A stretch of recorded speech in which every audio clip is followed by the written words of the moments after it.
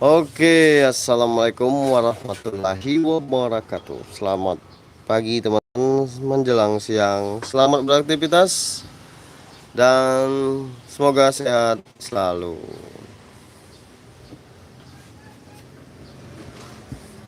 Oke, jadi hari ini, pagi ini, kita ada sedikit pembahasan di rumah-rumah pelor starter untuk Yamaha Xeon. Yang mana rumah-rumah pelornya udah haus, udah buyar seperti ini ya. Hidup, coba hidup. Lemah lagi. Oke, jadi intinya motor ini nggak mau starter, dan begitu kita starter tadinya sebelum kita bongkar, kita starter zeng zeng, dinamonya aja yang muter. Karena kenapa? Karena pelornya udah kalah, udah haus seperti ini. Jadi mengakibatkan adanya kelonggaran atau loss begitu kita starter gitu. Jadi untuk persamaan pelor starter dan rumah-rumahnya ini kita memakai Yamaha Myoji, teman-teman. Nih, Yamaha Myoji.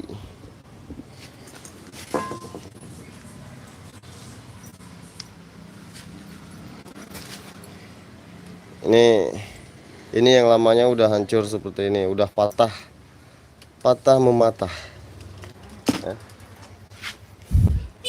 Ini kita kasih merek Myoji, rumah pelor starter Myoji.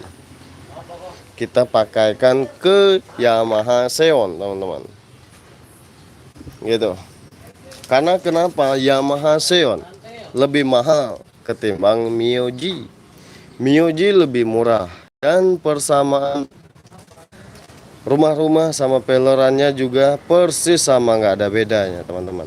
Memang sedikit beda di bagian bentuk, cuman untuk ukuran gigi, lebar, diameter lebar dalamnya juga sama, teman-teman.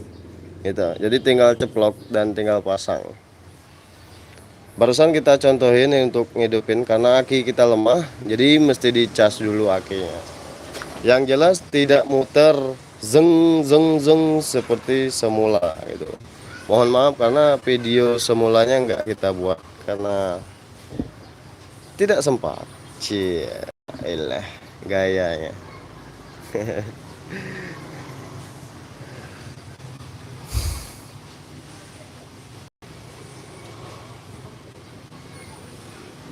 Jadi mungkin itu saja untuk pembahasan singkat kita pagi ini, teman-teman. Intinya persamaan pelor starter dan rumah-rumah starter Yamaha Xeon tahun 2010. Intinya yang masih karburator itu 2011 sampai 2012 itu sama Myoji. Mana ini? 2010 nih. Itu kan radiator.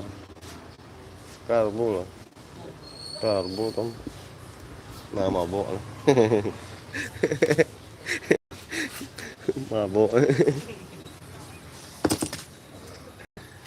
Berarti tinggal nunggu aki ya. Pasang mana? Ngopi lah dulu. Buat yang belum ngopi pagi silakan ngopi dulu. Silakan ngopi dulu. Nanti kita bahas yang lain juga ini. Ini kita bahas, semoga saja materi kita hari ini bermanfaat, teman-teman.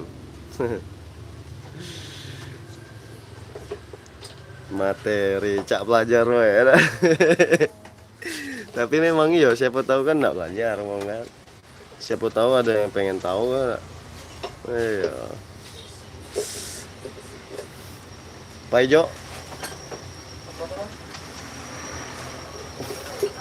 Pak Ijo. Tampil, Jo.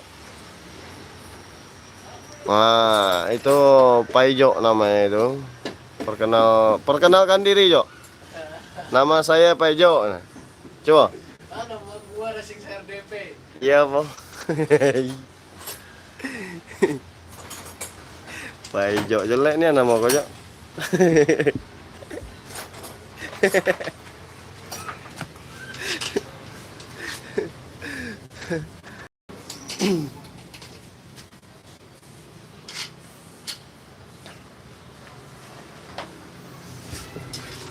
Oke, kita bahas sebelah sana dulu nih untuk Yamaha Pega ZR.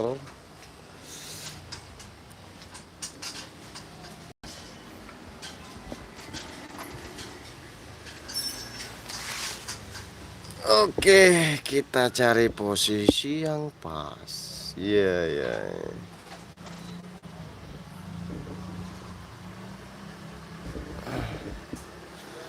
Oke. Jadi untuk Yamaha Pega ZR ini keluhannya bunyi klotok-klotok sama mengeluarkan asap.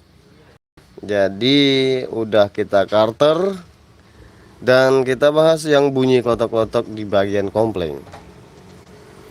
Ada.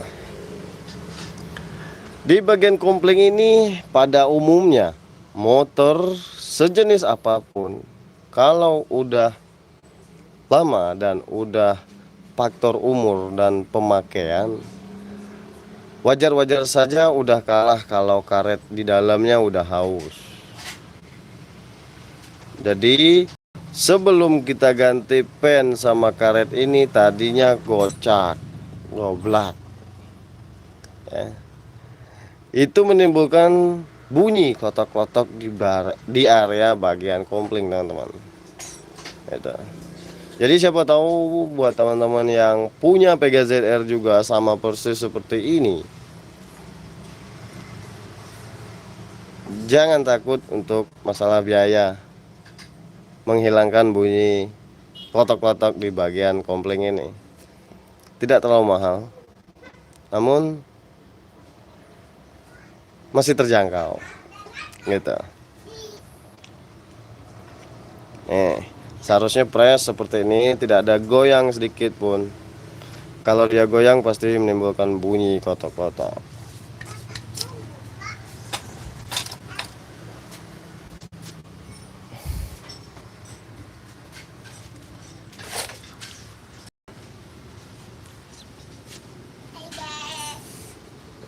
Jangan lupa subscribe dan komen. Iya. Dah. Jangan lupa subscribe dan komen. Awas besi. Bye bye. Bye bye. Udah masuk. Adik Pak udah mandi? Udah. Oke teman-teman, jadi untuk pembahasan kita pagi ini mungkin itu saja, dan terima kasih banyak yang sudah nonton. Jangan lupa di like jika kalian suka, dan jangan lupa di subscribe bagi yang baru mampir di channel ini. Semoga bermanfaat. Sampai jumpa. Assalamualaikum warahmatullahi wabarakatuh. Bye bye. Dadah.